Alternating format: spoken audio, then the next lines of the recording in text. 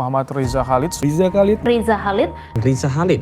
Siapa sebenarnya Riza Khalid? Banyak yang bilang dia kebal hukum selama bertahun-tahun.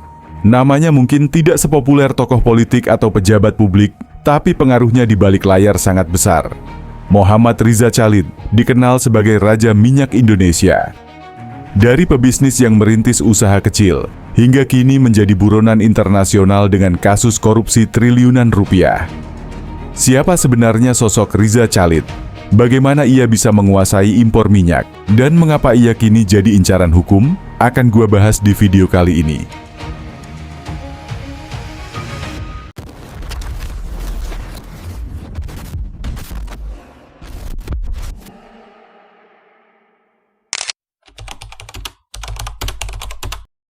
Riza Khalid lahir tahun 1960 dari pasangan Khalid bin Abdad dan Siti Hindun Al-Katiri.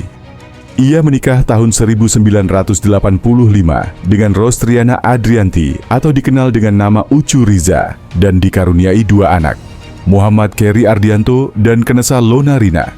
Sebelum bercerai pada 2012, awalnya Riza tidak langsung terjun ke bisnis migas.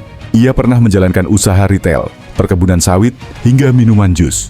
Namun perlahan, ia melihat peluang besar di sektor energi, terutama minyak dan gas. Dari situlah karirnya melejit.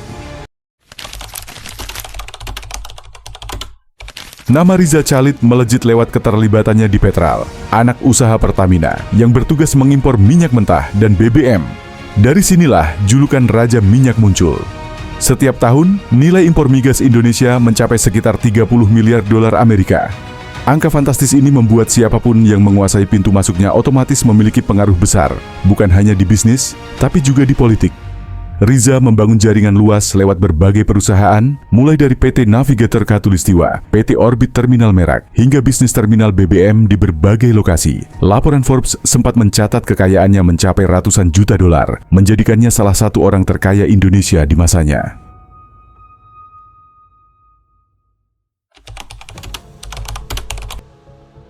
Namun kekuasaan besar sering datang bersama kontroversi. Nama Riza Khalid ikut terseret dalam kasus Papa Minta Saham tahun 2015. Saat Ketua DPR kala itu, Setia Novanto, diduga meminta saham kepada Freeport untuk kepentingan politik. Dalam rekaman yang beredar, nama Riza ikut disebut.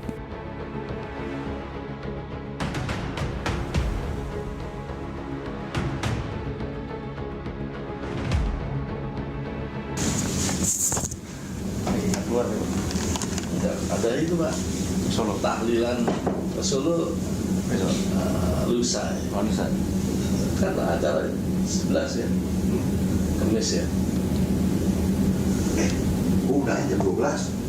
Udah 12. Apa Lukas dulu? Kalau pesen musik ketemu dia. Saya berangkat dulu kan. Gua duluan ya. Wah rame. Lu boleh jemput pesawat gua nggak? Lalu ya kan. Bukan, gua sebentar situ. Gua salaman. Habis salaman gua lupa lu gua. Gua kabur ke airport. Habis gua ngapain lagi malam-malam ya kan?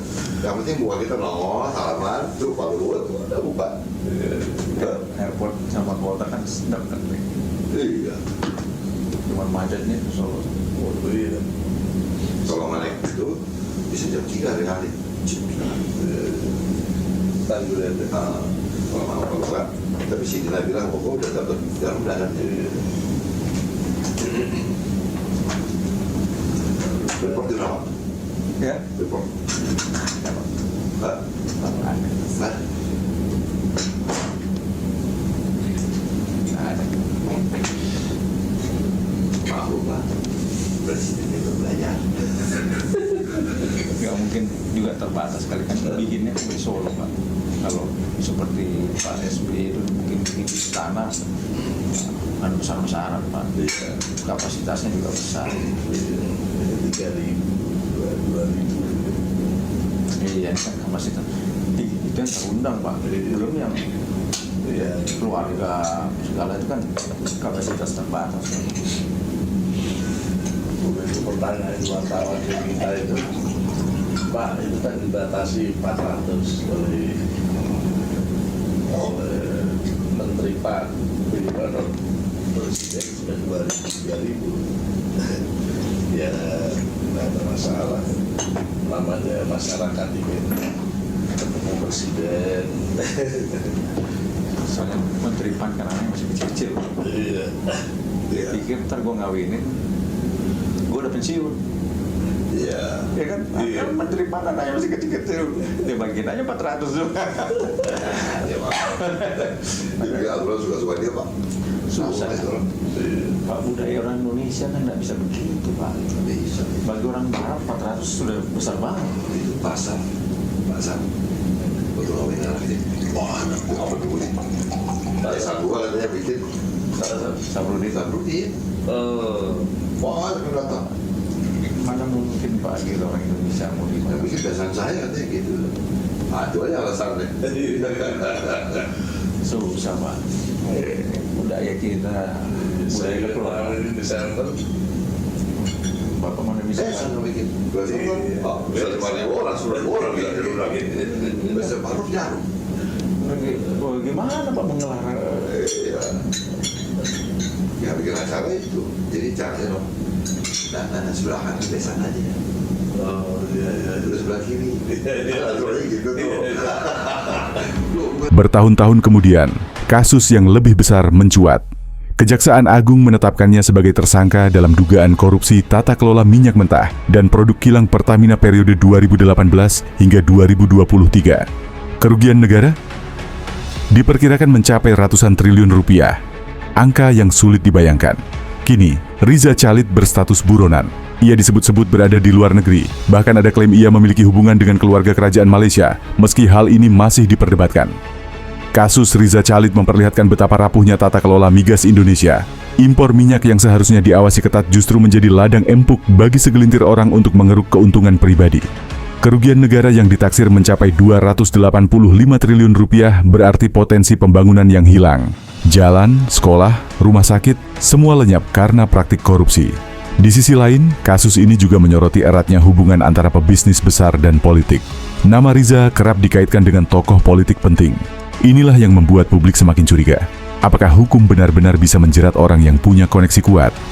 Hingga kini, masih banyak pertanyaan besar yang belum terjawab. Di mana tepatnya Riza Khalid berada? Benarkah ia bersembunyi di Malaysia? Apakah Kejaksaan Agung bisa membawa pulang dan mengadilinya? Lalu, apakah kerugian negara bisa dikembalikan?